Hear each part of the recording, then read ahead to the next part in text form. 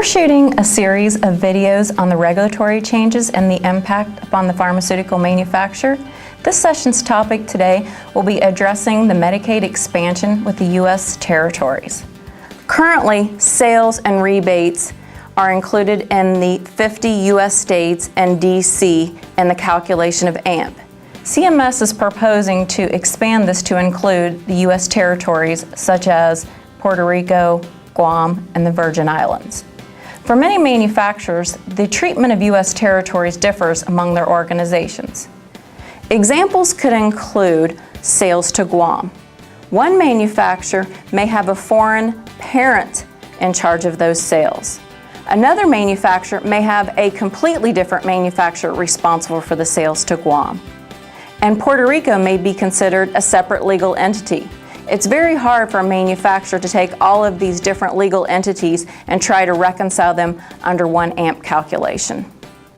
The proposed rule with regarding territories wasn't clear as to whether the expansion to territories would be just rebates only or all sales data included from the territories, meaning that sales and rebates to the territories won't need to be included in your AMP and BP calculations.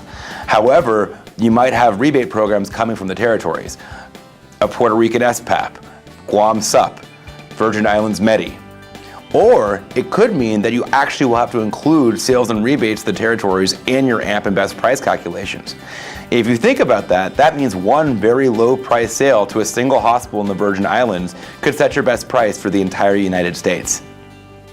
Yeah, and on the rebating side, it's continuing the trend that we continue to see in the industry where time after time, whether it's HCPCS codes, rebates, or other types, you keep getting more and more claims coming into the manufacturer. So for example, when DRA came out, you started having to report in on J-code type claims. And then when ACA came out, there's the big influx of managed care organization claims.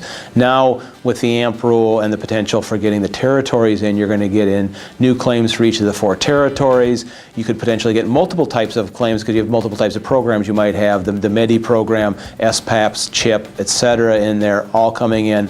So this just keeps piling on the number of claims and invoices you have to process, the number of rebates you have to pay out, the accruals you have to figure out. So it just adds to the burden on each of the Medicaid analysts, causing the manufacturer to really focus on the efficiency and the ability to handle these claims in a timely and efficient manner. So more than likely, a manufacturer will be expanding its due diligence to include these U.S. territories.